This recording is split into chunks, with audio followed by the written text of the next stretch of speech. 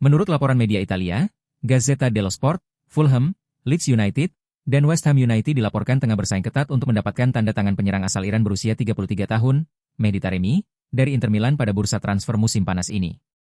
Taremi, yang lebih sering berperan sebagai pemain cadangan di Inter, hanya mencetak 3 gol dan 9 assist dalam 43 penampilan. Inter Milan sendiri siap melepasnya dengan biaya sekitar 8 juta euro, membuka peluang bagi klub-klub Liga Primer untuk merekrutnya. Ketiga klub Liga Primer ini memiliki kebutuhan mendesak akan penyerang baru. Fulham mencari pengganti setelah berpisah dengan Carlos Vinicius. Leeds United, di sisi lain, siap melepas Patrick Bamford dan Matteo Joseph, sehingga membutuhkan kekuatan baru di lini depan.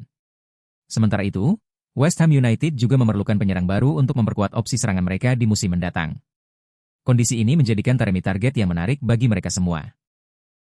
Meskipun memiliki pengalaman di level atas, Mehdi Taremi tidak menjadi pilihan utama di Inter Milan. Perannya sebagai pemain cadangan dan kontribusi gol yang terbatas menunjukkan bahwa ia mungkin membutuhkan lingkungan baru untuk kembali bersinar. Inter Milan, yang siap mendapatkan keuntungan dari penjualannya, membuka pintu bagi Taremi untuk mencari tantangan baru di liga yang lebih kompetitif. Kepindahan ke Liga Primer akan menjadi babak baru yang menarik dalam karir Mehdi Taremi. Ia akan menghadapi tantangan yang berbeda dengan intensitas dan kecepatan permainan yang lebih tinggi.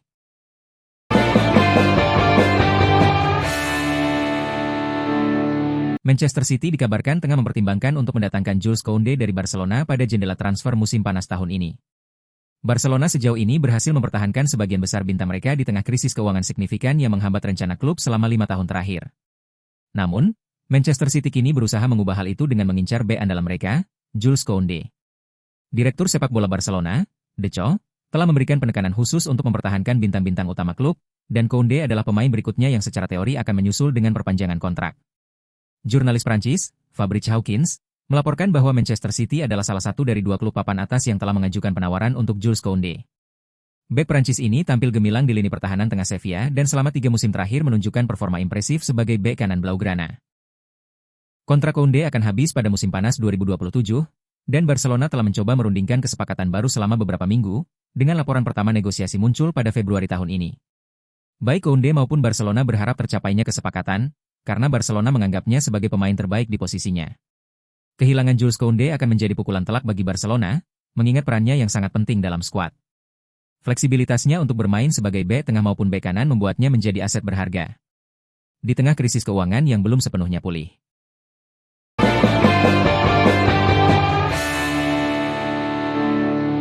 Masa depan Antony di Manchester United tampaknya sudah mencapai titik akhir. Setelah menjalani paruh kedua musim lalu secara impresif bersama Real Betis, winger asal Brasil tersebut kini dilaporkan menjadi target serius Atletico Madrid yang tengah memperkuat lini serang untuk menghadapi musim 2025-26. Manchester United resmi tak memasukkan Antony dalam rencana pelatihannya mereka, Ruben Amorim, untuk musim depan. Sang pemain bahkan tidak ikut dalam skuad pramusim Setan Merah yang saat ini tengah menjalani tur di Amerika Serikat. Hal ini memperkuat indikasi bahwa pintu keluar bagi pemain berusia 25 tahun tersebut sudah terbuka lebar. Antony sempat menunjukkan secerca harapan ketika dipinjamkan ke Real Betis pada paruh kedua musim 2024-25. Dalam 26 pertandingan di semua kompetisi, ia mencetak 9 gol dan 5 assist, termasuk 5 gol dan 2 assist dalam 17 laga La Liga, serta membantu Betis menembus final UEFA Conference League. Namun, meski Betis puas dengan kontribusinya, mereka kesulitan secara finansial untuk menebus permanen sang pemain dari Manchester United. Diego Simeone menaruh minat besar terhadap Antony dan menjadikannya salah satu prioritas utama di bursa transfer musim panas ini. Antony dinilai cocok dengan kebutuhan Los Rojiblancos di sektor sayap, terutama setelah tampil gemilang di La Liga musim lalu, mengutip laporan dari Vichajes, yang menyebut bahwa Atletico Madrid muncul sebagai peminat baru yang lebih realistis.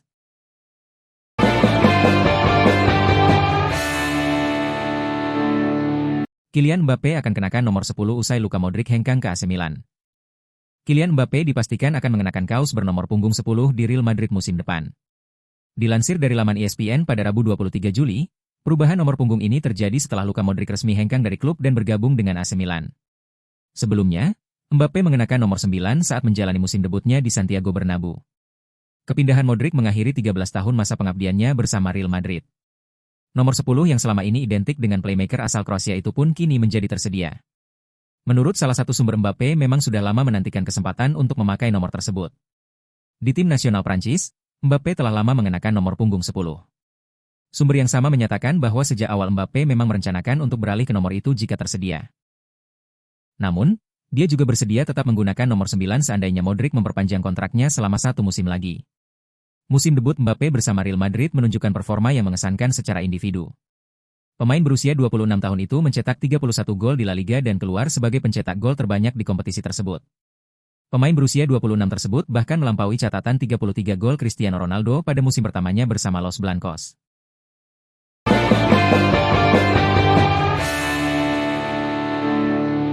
Darko Ristic, agen yang mewakili Dusan Vlahovic, kabarnya akan segera melakukan pertemuan dengan Juventus selagi kabar kepindahannya ke AC Milan beredar.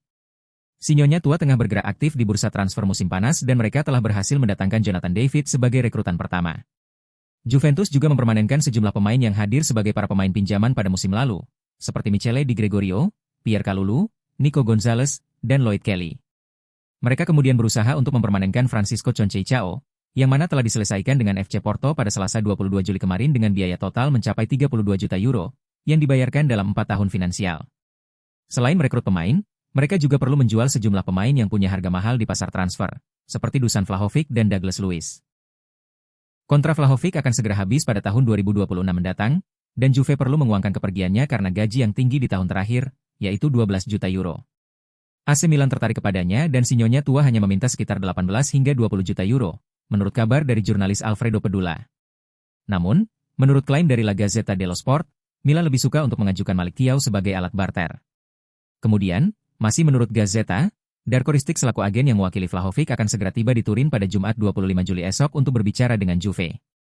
Selain Milan, Vlahovic juga dikaitkan dengan Atletico Madrid dan juga Barcelona, sebagaimana klaim dari Gazzetta.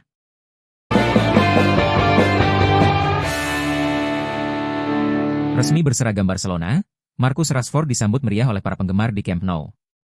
Dentuman kamera, teriakan para penggemar, hingga aksi nekat seorang bocah memanjat pagar. Itulah sambutan yang diterima Marcus Rashford saat kendaraan hitam Mercedes miliknya berbelok masuk ke kompleks Camp Nou. Suasana seketika riuh, seolah menyambut kembalinya pahlawan.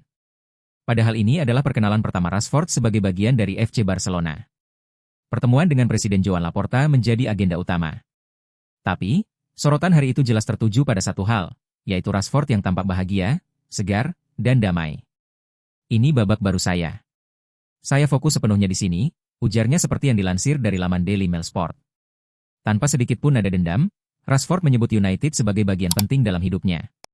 Tapi kini saatnya melangkah. Saya ingin memenangkan trofi terbesar dan saya rasa Barcelona adalah tempat yang tepat untuk itu, tambahnya. Momen itu menjadi kontras dengan akhir pahitnya di Manchester, di mana ia sempat dibuang ke grup latihan terpisah oleh Ruben Amorim. Namun, hari itu, tak ada lagi bayang-bayang masa lalu. Rashford tampil percaya diri, bersahaja, dan terlihat siap mengukir sejarah baru. Ketika Rashford mengungkap alasan memilih nomor punggung 14 dan bukannya 19 seperti masa lalunya, ia mengungkapkan bahwa nomornya saat ini sangat tradisional dan spesial. Ini nomor tradisional klub. Semuanya di sini terasa spesial, ucap pemain berusia 27 tahun itu.